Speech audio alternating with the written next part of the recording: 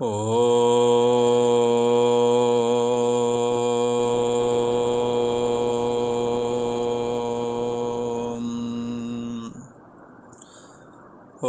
गुरु ब्रह्मा गुरु विष्णु गुरुदेव महेश्वरा गुरु साक्षात् परम ब्रह्म तस्मै श्री गुरुवे नमः। ओम योगेश श्री कृष्ण भगवान की जय। ऐं सरस्वत्यै नमः।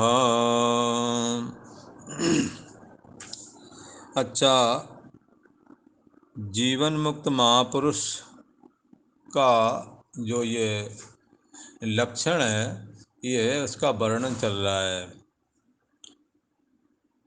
जीवन मुक्त महापुरुष जो हो चुके हैं, जो जीते जी मुक्त हो गए हैं, अर्थात जिनकी प्रज्ञा जिसमें कभी देह मैं हूँ ऐसा रहता था, जब इस देह मैं हूँ का त्याग करके और जगत की सत्यत्व बुद्धि का त्याग करके, और जब ये साधक अपनी मैं को परमात्मा समाधि रूप परमात्मा में अपनी बुद्धि को स्थित कर लेता है। बुद्धि को स्थित कर लेने का मतलब है आत्म संस्तम मना कृत्वा, अपनी आत्मा में अपने मन को स्थित कर देना। तो कैसे स्थित कर दें? जैसे पानी के बुलबुले को डुबा दें, सम हो जाएगा, पानी में मिल जाएगा। तो एक ऐसा, ये तो चलो बाहर का दृष्टांत है, पर आभूषण को सोने में लीन करना है। बताओ कैसे करें?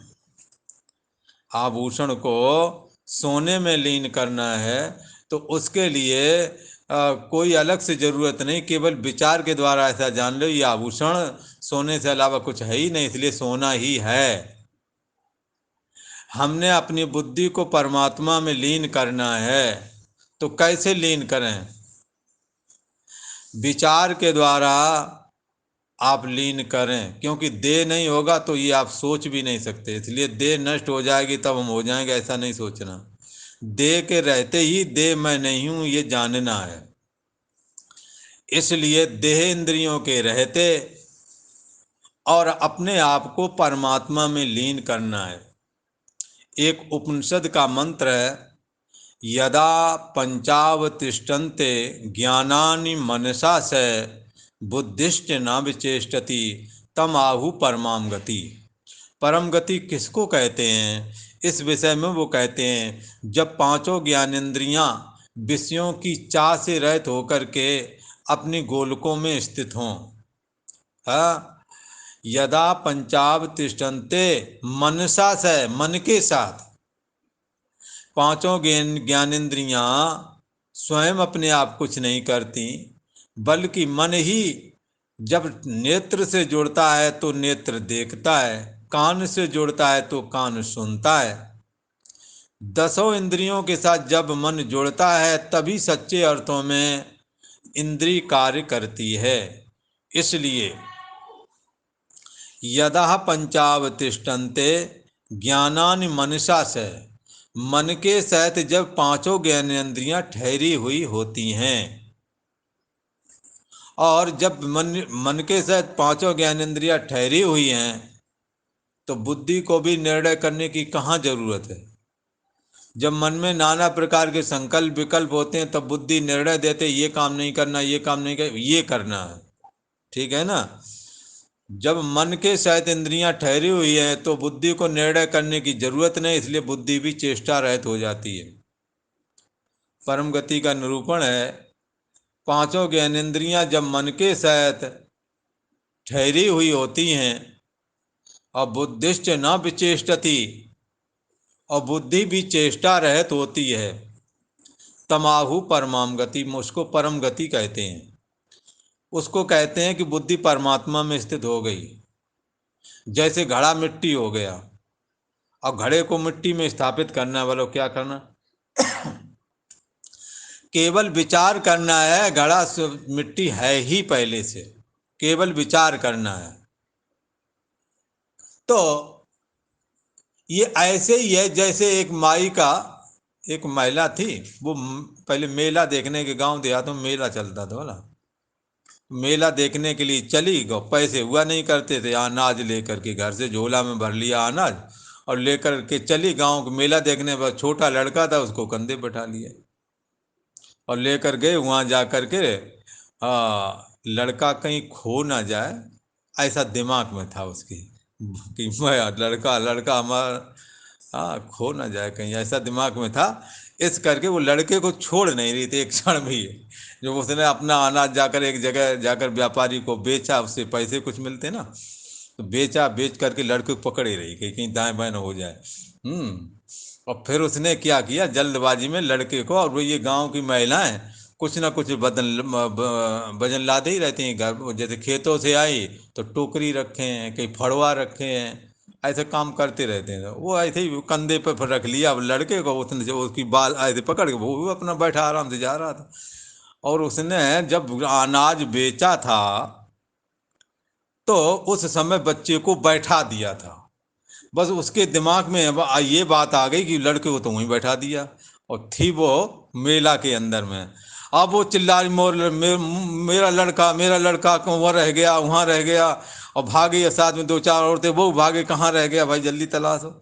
देखा कैसा लड़का था, वो छोटा ही था, छोटा था। ये जो ऊपर बैठा है, ये कौन सा है? बोले अरे यही है, यही यही है, मिल गया मिल गया मिल गया। आत्मा का मिलन भी ऐसे ही है बोला।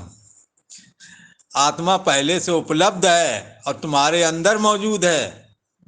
जैसे घड़ा मिट्टी की खोज करता है और मिट्टी वो स्वयं मिट्टी ही है, ऐसे ही मन तू ज्योत स्वरूप है, अपना मूल पिचान। ये मन जो है चैतन्य ब्रह्म स्वरूप है। केवल इसको विचार करना है कि दे, और दे मैं नहीं हूं, दे के संबंधी मेरे नहीं बोला। न जन्म से पहले दे ये था, ना ये संबंधी थे को। यही वजह, जब मृत्यु उठाती है तो देह भी यहीं रह जाते, संबंधी भी यहीं रह जाते, क्योंकि देह और संबंधी संसार के हैं, इसलिए संसार ही में रह जाते हैं। जीव परमात्मा का अंश है, इसलिए चला जाता है परमात्मा के पास। इसलिए हमने अगर नेह लगाना है, यदि प्रेम करना है, तो परमात्मा से करना है। ये नाते और रिश्ते देह के साथ जुड़े हुए हैं, देह के छूटते ही नाते रिश्ते सब छूट जाएंगे। इस करके ये नाते रिश्ते जब तक तुम्हारा देह है, इसका पालन करो, इनका निर्वहन करो। पर एक बुद्धि से ये भी सोचो, ना देह मैं हूं, ना देह के संबंधी मेरे हैं। काम पूरे निपटाओ बोला। अब जैसे आश्रम में व्यवस्थापक है, गुरु महाराज का पैसा खर्च होता है, मैं खूब आराम से रहते, चाहे नफा हो चाहे नुकसान हो, कोई परवाह ही नहीं। वो टूरिस्ट नहीं आ रहे, खर्चे कैसे चलेंगे, सबके किराया लगता है, सीवर का अलग है, हाउस टैक्स अलग आ रहा है, बिजली का अलग आ रहा है, पानी का अलग आ रहा है, बेगिनती टैक्स ठोके गए। उन्हें कोई परवाह ही नहीं, लॉकडाउन कोई आ भी नहीं रहा, कोई इस पर चिंता नहीं। पर जिनको चलाना है, उनको नींद खुलती है तो सोचते हैं यार कैसे चलाएं भला। ऐसे ही ये परमात्मा का परिवार है, उसने तुम्हें दिया है, उसका समझ के चलाते रहो, नफा नुकसान वो जाने। समझ में आया? ईश्वर ने दिया है, कोई भी किसी का निर्माण नहीं कर सकता। पेट में भी बच्चों की जो संरचना है, वो माताओं को स्वयं भी पता नहीं होती ये कैसे हुई है। ये बनाने वाला इसलिए पता नहीं, क्योंकि ईश्वर बनाने वाला है, ईश्वर करने वाला है। ऐसा समझ करके हमने ईश्वर का स्मरण करना है, और उसने हमें जो जिम्मेदारी दी है, परिवार दिया, इसका पालन कर देना, जितना बन सकता है कर देना। अंत तो कत्वा करना तो तुमने है ही है। पर ये बात जरूर ध्यान रखो, ना मैं किसी का, ना कोई हमारा, हम परमात्मा के, परमात्मा हमारा है। ये बात रोज ध्यान करो और रोज इसको जप लिया करो एक बार, हे प्रभु मैं आपका हूँ, आप मेरे हो। देह जगत का है, जगत में ही रह जाएगा। मैं आपका हूँ, आप मेरे हो। मैं संसार का नहीं हूँ। आपका संसार हो सकता है, पर मेरा नित्य संबंध परमात्मा का है, और देह का संबंध जगत से है। इसलिए जब जब ये देह से जीव निकल जाता है, तो जगत और देह एक हो जाते हैं, देह जगत में ही पड़ा रह जाता है। तो ये तन क्या, एक ये तन एक पिंजड़ा है और इसमें एक पंछी रहता है बोला। जब पंछी निकल जाता है खाली पिंजड़ा पड़ा रह जाता है। वो पंछी जो है वो ईश्वर से अभेद है और देह जगत से अभेद है, इसलिए देह जगत में रह जाता है। हमने क्या करना है, जब तक देह रहेगा तब तक देह के संबंधी तुम्हें चैन न लेने देंगे। वो आपसे मिलेंगे, आपकी समस्याएं कहेंगे, आपको उनकी समस्याओं का निराकरण करना पड़ेगा। इसलिए इस बात को तुम करते रहो, ऐसे करते रहो कि ईश्वर का काम है, देह और जगत ईश्वर ने बनाया तो उसका काम है, तो हम इसको करते रहेंगे। पर धीरे से एक भीतर अंदर ये भी बचा के रखना है कि हमें ईश्वर के यहाँ जाना है। जब शरीर छूटता है तो जीव ईश्वर में ही लय हो जाता है। फिर मरण मूर्छा जब टूटती है ना, संस्कार के अनुसार पुनः देह फुराता है। निराधार आकाश में ये पुरुष का ये जीव जब मर जाता है तो मूर्छित हो जाता है, तो इसका मन मूर्छित होता है, वायु रूप हो जाता है बोला।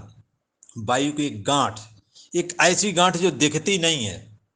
वायु की गांठ गांवों में पहले बवंडर चला करते थे, उसको वायु की गांठ बोलते हैं। ऐसी एक ऐसी गांठ है जो दिखती नहीं, संकल्पात्मक गांठ बोला।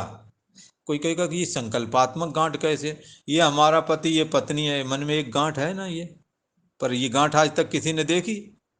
ये हमारे लड़के हैं, ये पराई वाली ये गांठ किसी ने देखी है?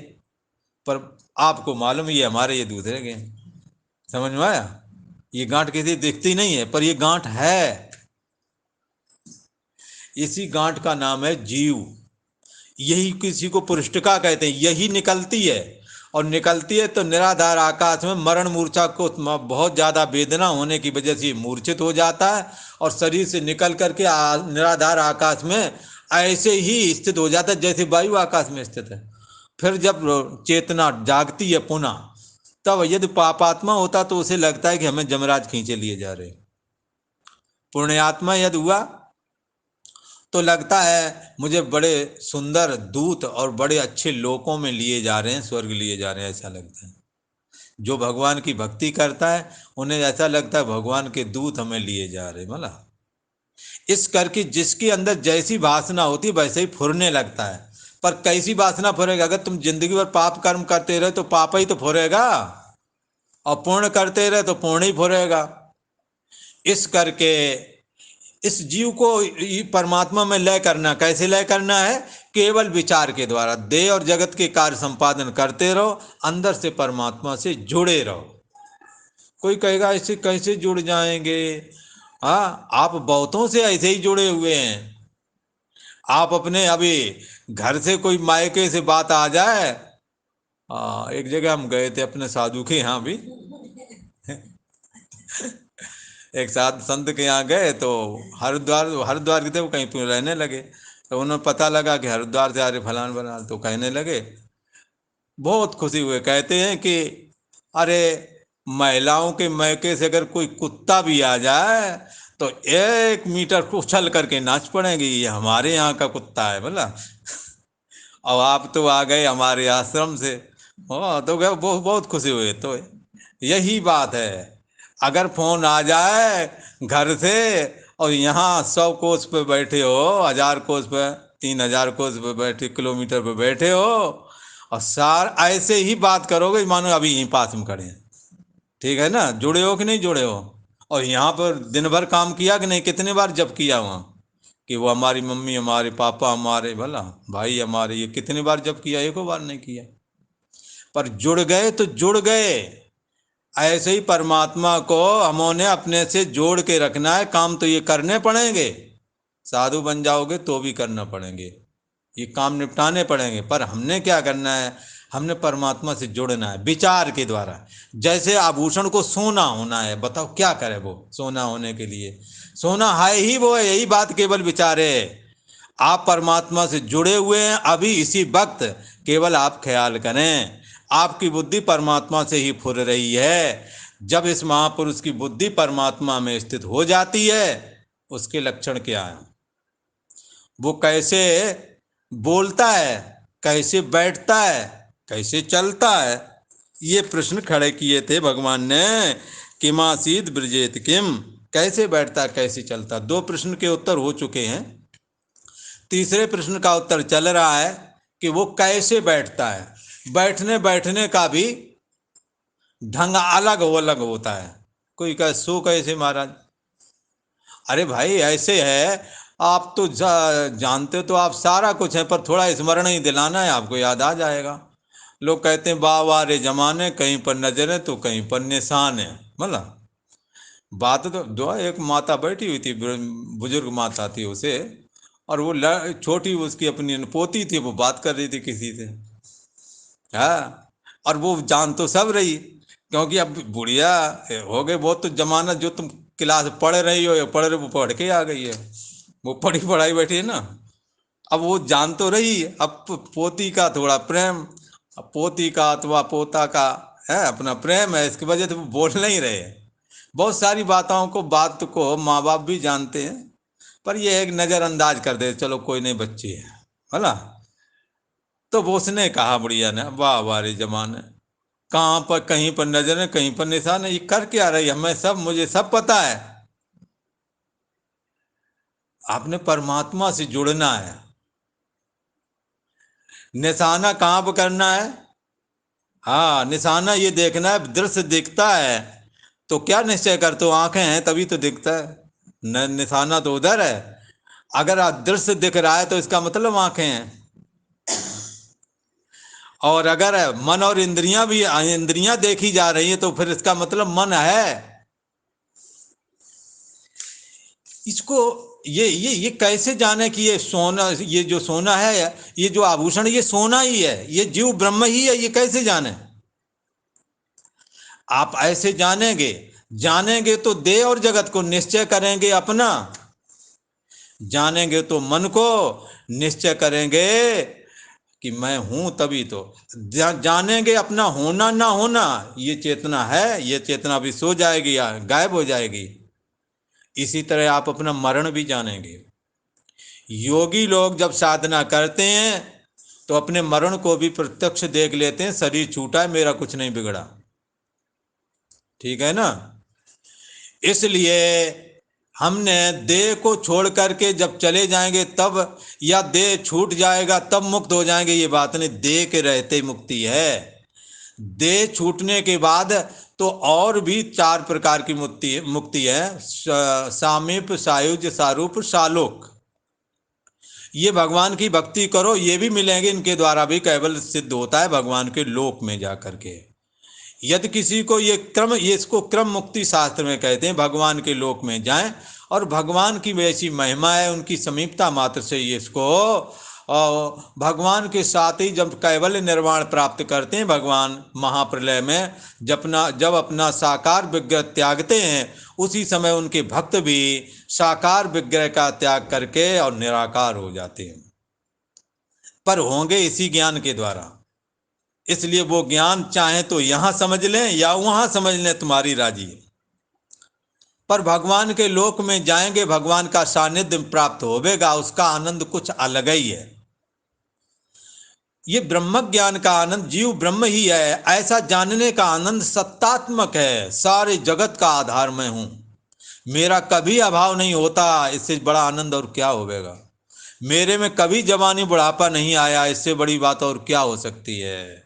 मेरे में दुख नाम की कोई चीज नहीं है, मेरे ज्ञान का कभी अभाव नहीं होता है, मैं सदा आनंदित हूँ, मेरी प्रियता का कभी भी अभाव नहीं होता, ऐसा कहा गया है। तो ये जो है, ये प्रियता का अभाव ना होना, ये सत्तात्मक है। इस करके इस सत्तात्मक परम ब्रह्म परमात्मा को कैसे जाने? अपने देखना तो बाहर की ओर है, निश्चय करना अंदर का। देखना तो है अहम का होना ना होना। निश्चय क्या करेंगे कि अहम, जो मैं तुम्हें लगती है, ये भी तुम्हारे रहते नहीं रही, तुम्हारे रहते आ गई। इसका मतलब तुम ज्यादा सत हो या ये ज्यादा सत है, जिससे के द्वारा कंप्यूटर बनाए, जिसके द्वारा फाइटर विमान बनाए, ये मैं जो है तुम्हारे रहते जानी जाती, तुम्हारे रहते ये गायब हो जाती है। तो सत कौन सी ज्यादा मैं है? जिससे फाइटर और कंप्यूटर विमान बनाए गए हैं, कंप्यूटर और विमान वगैरह बनाए गए हैं, ये आभासित चेतना है, इसको जीव चेतना कहते हैं, अथवा सीधा सीधा ये जीव ही है, ऐसा कह सकते हो। इसने ही बनाए, ये जीव की सृष्टि है, ये ईश्वर सृष्टि नहीं है। ईश्वर की सृष्टि तो हम तुम हो। अंडे, अंडज, पिंडज, स्वेजज, जरायुज, ये 4 प्रकार की सृष्टि ईश्वर ने की है। और इन 4 प्रकार की सृष्टि से जो नाते और संबंध बनाए हैं, जीव की सृष्टि है। जीव की सृष्टि, जीव की बनाई हुई जो सृष्टि है, दुख और सुख दोनों तरह के प्राप्त कराती है। अनुकूल परिस्थिति में ये सुखी करती है और प्रतिकूल परिस्थिति में दुखी करती है। जबकि ईश्वर की सृष्टि न किसी को दुखी करती है और न किसी को सुखी करती है, ऐसी ईश्वर की सृष्टि है। खैर, एक वो विषय अलग बनता है, पर आप इतना जाने कि हमको भी होने ना होने को जो जानता है वो महान आत्मा है, और जो जानने में आ गया उससे उसको अपनी मैं नहीं माननी है।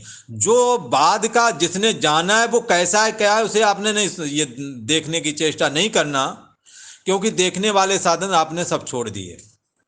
वो जैसा सोहम अस्मि, वो मैं ही हूं, ऐसा करके धारण कर लेना है। इसको कहते हैं परमात्मा में बुद्धि स्थित हो गई। इसी को गीता में कहते हैं आत्म संस्तम मना कृत्वा न किंचिदपि चिंतयेत। अपनी आत्मा में मन रूप हमको और स्थापित करके, अर्थात वो चैतन्य ब्रह्म मैं ही हूँ, जानने में जो आ रहा उससे हमारा कोई संबंध नहीं, ऐसा जो है बुद्धि की स्थिति परमात्मा में है, इसको जीवन मुक्ति की स्थिति कहते हैं। इसके लक्षण क्या है और इसका कहते हैं वो कैसे बोलता है, ये 2 चीजों की बात हो गई है। वो कैसे बैठता है, बैठने बैठने में अंतर है भला। एक जगह पर देखो, बैठने बैठने का अंतर बताते हैं, थोड़ा वैसे बढ़ जाता है पर समझाने के लिए कह देता हूं। एक जगह पर एक साधु बाबा जंगल में बैठे हुए थे, धूनी लगाए थे, सर्दी के दिन थे, धूनी अपनी चल रही थी और सारे शरीर में भस्मी लगाए थे, नागा बाबा रहे होंगे। अब वहां पर एक चोर जो है चोरी कर कर करके चला, तो राजा के सेवकों ने खदेड़ लिया तो वो भागा धर के, जंगल में घुस गया। जंगल में उनके सेवक, उनके सिपाही घुस गए कि इसको पकड़ के मानेंगे। और वो गया जल्दी जल्दी, उसने देखा एक जगह एक महात्मा धूनी जल रही है और भस्मी लगाए बैठा है, वो भी आंखें बंद करके, आसन लगा करके। समझ में आया?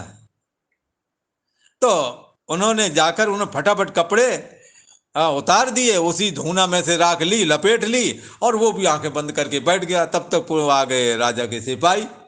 उनका अरे यार, इधर चोर कहाँ चला गया? तो महात्मा बैठे, 2 महात्मा यहाँ बैठे हुए हैं। ढूंढ डांड के चले गए। जब चले गए तो वाको चैन की सांस आई थोड़ी। वो फिर बाद में धीरे थे काफी, वो तो अपना ध्यान साधन कर रहा था, उसने धीरे टकटकाया, अरे सुनो। तो चले गए। बोले कौन चला गया? उन्होंने कहा, महात्मा को टकटकाया और कहा, अरे सुनो, वो तो चले गए, अब क्या आंखें बंद किए हो? बोले क्या मतलब, मैं भजन कर रहा हूं, तू कहां से आ गया? अरे मैं कहां से आऊंगा, मैंने तो फलाने जगह चोरी की, तो मैं भाग आया, तो राख लपेट के मैं यहाँ बैठ गया हूँ। पर तुम बताओ, तुमने क्या किया था? कौन से केस में पकड़े गए थे जो तुम यहाँ आंखें बंद करे बैठे हो? है? अब देखो, जिसकी जैसी वासना उसको वैसा ही दिखने लगता है। देखो, दोनों बैठे हैं, एक परमात्मा को देख रहा है और दूसरा वो क्या देख रहा है, आप अंदाज लगा सकते हो। इसलिए यहां कहते हैं ये जीवन मुक्त महापुरुष कैसे का लक्षण क्या है, ये कैसे बोलता, ये बैठता कैसे? उसी आसन पर चोर बैठा, उसी आसन पर साधु बैठा। और एक कहावत है, चोर साधु और लंपट ज्ञानी, जस आपन तस दूसर जानी, है ना? चोर साधु को भी देखेगा कि तो कहेगा लगता है ये फंस गए होंगे, इसके बाद ही कपड़ा पहना होगा, है ना? कहीं ना कहीं की हो गई होगी मरम्मत, लगता है जैसी हमारी वही है। क्योंकि चोर साधु और लंपट ज्ञानी, इसी प्रकार से ये चरित्रहीनता के विषय में भी कहते हैं। इन्हें जैसे बाजार की स्त्रियां, इन्हें लगती है नहीं कोई वैसी सती साध्वी भी होंगी कोई, उनकी दृष्टि वैसी बनी हुई है। इसी प्रकार जो ज्ञानवान पुरुष हैं वो कहते जो हम ज्ञान जानते वो तो ये सभी जानते होंगे, इसमें हम क्या खासियत जानते हैं, सब ऐसे ही है। जबकि उसका स्तर और इनके स्तर में बहुत बड़ा अंतर है। जो घर गृहस्थी वाले लोग, उनके जीवन का स्तर और उस ज्ञानवान के जीवन का स्तर में अंतर है, बुद्धि की सोच में अंतर है। पर उसे लगता है जो हम जानते कोई खास तो जानते नहीं, ये जानते होंगे, ऐसा वो अनुमान लगाता है। तो अब देखो वो भी बैठा और परमात्मा का भजन करने वाला बैठा, वो साधन भजन कर रहा है, वो कह रहा है, मुझसे पूछा तुम कौन से केस में पकड़े गए समझ में आया? जो यहाँ भस्मी लगाए बैठे हो, हम तो फला केस में फंस गए थे, इसलिए बचने के लिए भस्मी लगा ली, यहाँ बैठा हूँ। पर तुम बताओ तुम कौन से केस में फंसे थे जो यहाँ भस्मी लगाए आंखें बंद किए बैठे हो? अब तो वो चले भी गए, अब तो आंखें खोल लो। है वो कहाँ की बात करता है, वो कहाँ की बात, वो कहाँ पर बैठा चिंतन कर रहा है। इसलिए बैठने बैठने में अंतर है। ये जो परमात्मा में जिसकी बुद्धि स्थित हो गई है, ये कैसे बैठता है? एक हम लोग बैठते हैं और एक वो बैठता है, उसके बैठने बैठने में अंतर होना चाहिए ना। उसी को कहते हैं जैसे कछुआ अपने अंगों को समेट करके बैठ जाता है, कब? जब कहीं आहट पाता है, कछुआ जा रहा है और किसी ने उसे छेड़ दिया, तुरंत सारे समेट करके भीतर घुस जाएगा। वहीं कोई वो उस पर फिर पंछी या कुत्ते उसको मुंह में दबाते हैं, उसको कोई फर्क नहीं पड़ता। फिर बाद में हार थक कर उसे छोड़ देते हैं, जब देखते कुत्ते उत्ते चले गए, फिर निकलता टकर टकर टकर करके नदी में घुस जाता है जाकर, चलते चलते। ठीक है। ये ब्रह्म ज्ञानी महापुरुष जिसकी बुद्धि परमात्मा में स्थित हो गई है, ये इंद्रियों को समेट करके बैठता है। ये भी हो सकता है ऐसे ही बात लोगों से करता है जैसे आप लोग करते हैं, पर उसकी बात करने में और आपकी बात करने में अंतर बना रहेगा। उसके चित्त का स्तर जगत के मिथ्यात्व का है, जबकि आम आदमी के चित्त का स्तर जगत को पाने का है। जगत के मिथ्यात्व दिखने में उसका प्रयोजन नहीं। उसे तो लगता है ये हमारे सुधर जाए, ये ऐसा हो जाए, मकान बन जाए, फलाना ढिमका ये हो जाए, हमारी लड़की के ब्याह में लड़का के ब्याह हो जाए, मकान बन जाए, भला वो उसके अंदर ये सोच है। पर ये परमात्मा में जिसकी बुद्धि स्थित हो गई है ना, उसकी सोच तो ये है कि इस जगत मिथ्या जगत में मैं क्या करूं, किसको पाऊं, इसमें कौन सी वस्तु ऐसी है जिसे मैं पा करके धन धन हो जाऊंगा? कोई वस्तु नहीं। वो ऐसे भी विचारता है, राम गयो रावण गयो, जिनके बहु परिवार, कह नानक या जगत में सुपने ज्यो संसार। ये स्वप्न की तरह संसार है, यहाँ राम राज्य भी नहीं रहा, रावण राज्य नहीं रहा, तो राम राज्य भी नहीं रहा। संग सखा सब तज चले, भला इस दुनिया में कोई साथ में नहीं रहता, भला जिनके नहीं तजे वो चल तज देंगे। संग सखा सब तज चले, कोई न निभ्यो साथ, कह नानक या विपत में टेक एक रघुनाथ। राम जी के अलावा और कौन सहारा है? जीते राम जी और राम राम सत्य, मरते राम जी। इसलिए हमने जैसे भी हो परमात्मा के चिंतन को करना है। और आज हमारे साथ जो संग संगाती बैठे हैं, आप इस बात को भी एक बार विचारो कि एक दिन ये हमारे पास एक एक करके सभी उठ जाएंगे। खिलाड़ी बदलते रहेंगे, भला खेल चलता रहेगा, खिलाड़ी बदलते रहेंगे। हम बूढ़े हो जाएंगे, हमारे बच्चे आ जाएंगे, उसी चौपट को खेलेंगे, ब्याह करेंगे, बच्चे संतान आदि पढ़ाए लिखाएंगे, बाद में राम राम सत्य। ये परमात्मा में स्थित जो पुरुष है, ये कैसे बैठता है? अपनी इंद्रियों को समेट करके बैठता है। तो ये कहते हैं कि भाई समेट करके बैठता है। तो किसी ने भगवान से पूछ लिया, महाराज समेट के बैठता है, पर ना समेटो, आंखें बंद कर दो, रूप दिखना बंद हो जाएगा, कान में रुई ठांस लो, शब्द सुनना बंद हो जाएगा। तो ये भी तो एक उपाय है, ऐसा किसी ने कह दिया। भला कहा तो नहीं, पर अपन तरफ से कह लेते समझने के लिए। भला भगवान श्री कृष्ण से कहा महाराज उसमें कान में रुई डाल लेंगे और नाक में भी रुई डाल लेंगे तो यहाँ से सांस नहीं आएगी, गंध नहीं आएगी। बोला आंखों में पट्टी बांध लो तो कुछ दिखना बंद हो जाए। तो सारी इंद्रियों में ऐसे ही कर दो, तो ब्लॉक कर दो सब।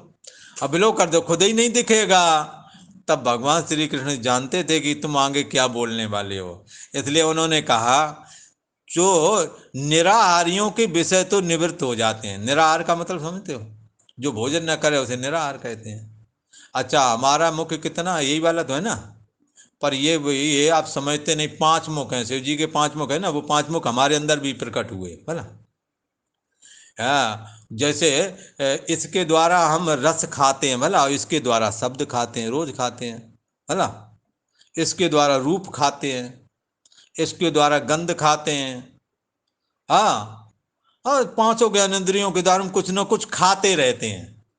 और खाना बंद कर दो तो कह देंगे निराहार है, ये तो कहेंगे। तो यहाँ निराहार शब्द करके 5 ज्ञानेंद्रियों को लगाना है। ये 5 मुख हैं शिव जी के समष्टि में, यही मुख हैं। सूर्य और चंद्रमा है ना, वही हमारे ये दाई बाई आंख बनकर प्रकट है। भगवान की आंख है, सूर्य चंद्रमा है। भगवान की आंख, भगवान के कान दिशाएं हैं, वही हमारे अंदर कान बने हुए हैं। भगवान का ये, भगवान की नाक, ये गंध, पृथ्वी की सारी गंध मिला करके ये नाक है। अथवा अश्विनी कुमार हमारे यहाँ ये 2 सूरग, 2 अश्विनी कुमार है, ये 2 सूरग हमारे भी हैं। भगवान का मुख समुद्र है, हमारे यहाँ रत्ना है। रत्ना में पानी टपकता रहता है, जब पानी नहीं रहेगा ना तो रत्ना खत्म। समझ में आया? जो भगवान की इंद्रिय है ना, वो इंद्रिय हमारे अंदर प्रकट हुई हैं। इसलिए ईश्वर हमारे अंदर कण कण में समाया हुआ है, ऐसा समझ के चलो। तो इन मुखों में जो निराहारी बन जाते हैं, चलो आंखें बंद कर देते हैं, कान में भी टाँस देते हैं, तो विषय ना निवृत्त हो जाएंगे। भगवान ने कहा बिल्कुल सही बात है, निवृत्त तो हो जाएंगे पर रस बना रहेगा। आंख देखती तो नहीं है अब, पर आंख से सुंदर रूप देखने का जो चस्का लगा है वो आंख को खोलने के लिए विवश कर देगा, पट्टी खोलने के लिए विवश कर देगा। और कान में शब्द जब नहीं आएंगे व्याकुल हो जाओगे, कान की रुई निकाल के फेंक दोगे। वो शब्द सुनने का रस तुम्हारे को, जब कोई सुंदर गाना सुना दे, हाँ, तो सुनना ही पड़ेगा। इसी प्रकार जो नृत्य कला में निपुण है, अगर कहीं उन्होंने गाना, कहीं अगर बाजा बजा दिए ना, मारू बाजा बढ़िया, तो फिर आप समझ लो वो सड़क पे अब निकलने ही वाली है नाचने के लिए, हो ना। क्योंकि उनसे ना रहा जाएगा। क्योंकि नृत्य गान जो आता है, कहीं बाजा बजा दो फिर वही वाला जिसमें नाचा जा सके। थिरकते ही वहीं पहुंच जाएंगे अपने आप। पहले तो शर्म संकोच भी थी, अब संकोच वाला काम नहीं है। ठीक है। तो क्या है, ये विषय जो है अनुकूल परिस्थिति में अपना रस देता हुआ बंद इंद्रिय के द्वार को भी खोल देता है। इसलिए भगवान श्री कृष्ण कहते हैं, हे अर्जुन, मैं इस पर विश्वास नहीं करता कि इंद्रियों को बंद कर दिया जाए, इंद्रियों के मुख में इंद्रियों को निराहार बना दिया जाए, कान को शब्द ना खाने दिया जाए, नेत्र को रूप ना खाने दिया जाए, घ्राण को गंध ना खाने दी जाए, रसना को रस ना खाने दिया जाए, त्वचा को स्पर्श ना खाने दिया जाए। इससे विषय निवृत्त होवेंगे, हम इस बात से सहमत नहीं हैं। यदि इनको तुम बंद कर दोगे, इनका रस बना रहेगा, और जैसे ही नेत्र खोलेंगे आप सब चीजें देखोगे खोल खोल, और जैसे ही कान की रुई निकलेगी आप सब सुनेंगे। इसलिए विषय नहीं निवृत्त होते हैं। विषय निवृत्ति के लिए तो बुद्धि की परमात्मा में स्थिति अनिवार्य है। जिसकी बुद्धि परमात्मा में स्थित है उसी के अंदर से रस बुद्धि जाती है। इसलिए इंद्रियों को अपने विषयों में आवश्यकता अनुसार भोगों को भोगने दो, पर वासनात्मक भोगों को नहीं भोगना है। आवश्यकता से अधिक भोग पदार्थों का संग्रह वासना कहा गया है, इससे हमें बचना है। हमने सभी मिठाइयाँ जहाँ रखी वहाँ जाना है, पर हमने ये विचार हमेशा रखना है कि हमने मिठाई हमारे को अनुकूल नहीं तो नहीं खानी। अब हम तुम्हारे सामने मिठाई नहीं आने देंगे, ऐसा यदि करोगे तो कभी मिठाई सामने पड़ जाएगी, आप खाओगे भाग करके खाओगे। तो सामने रखी है, संयम कर रहे हैं, नहीं खाएंगे। कानपुर के की बात है, किसी ने बताया था कि उनको मीठा रोका गया था और वो मीठा किसी ने घर वालों ने खाने नहीं दिया। एक बार कानपुर गए तो वहाँ एक डिब्बा पहले ही खरीद लिया कि खाऊंगा, डायबिटीज थी खूब, और दबाकर पूरा ही खा गए और राम राम सत्य भी हो गए, बोला। तो ये उनका हाल है जिन्होंने रोका, और जो इस विचार को सोचते कि इससे अगर हम जाए खाएंगे तो हमारी जीवन क्या नहीं होगी। आप मिठाई के रहते मिठाई ना खाते तो समझ लो संयम है। इसी प्रकार से हर विषय में लगाना है, इसी प्रकार से धन पुत्र स्त्री आदि में लगाना है, ना कि बहुत दूर चले जाएं।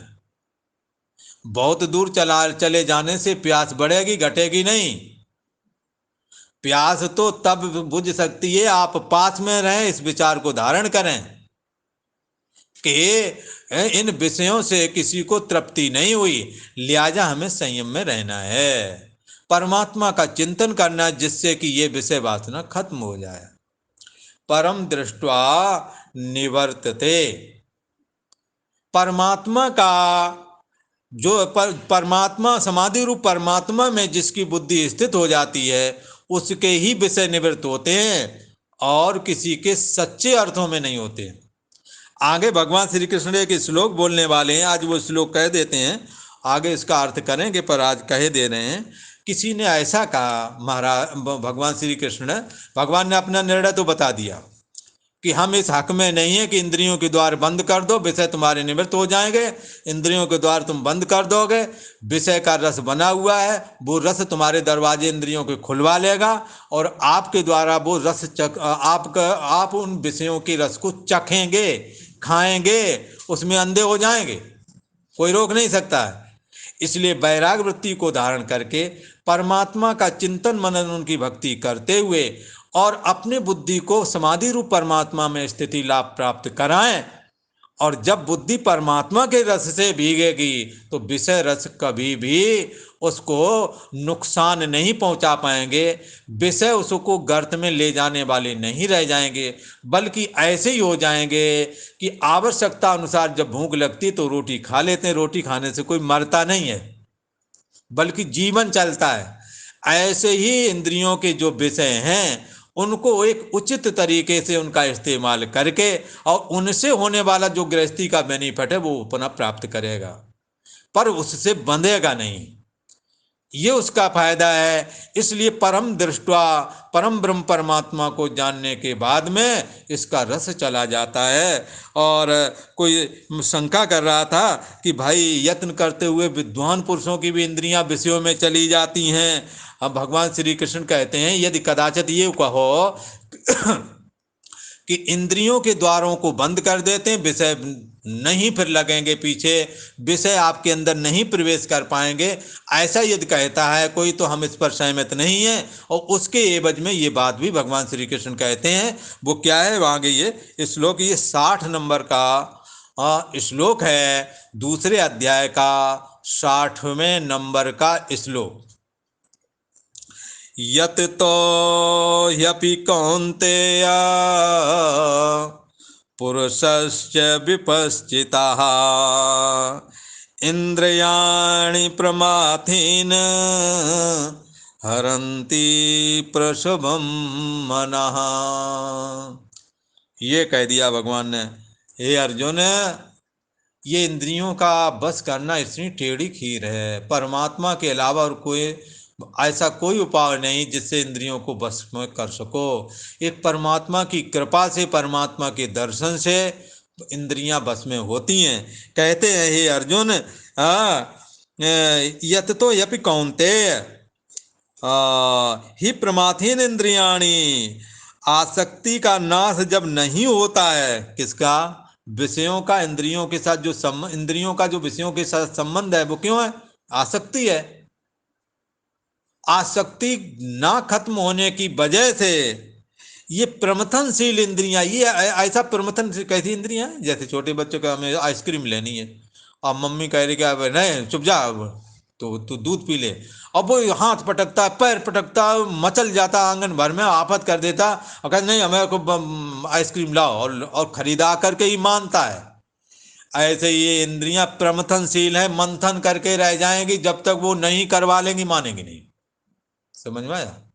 इसलिए कहते हैं हे अर्जुन, प्रमथनशील स्वभाव वाली ये इंद्रियां जो हैं, यत्न करते हुए विद्वान पुरुष के मन को भी बलपूर्वक हरण कर लेती हैं, बलपूर्वक हरण कर लेती हैं, ऐसा कहा। बस ये भगवान श्री कृष्ण ने कहा है। इसको कल और थोड़ा सा कहेंगे, आज इतना ही कहेंगे। ओम शांति शांति शांति।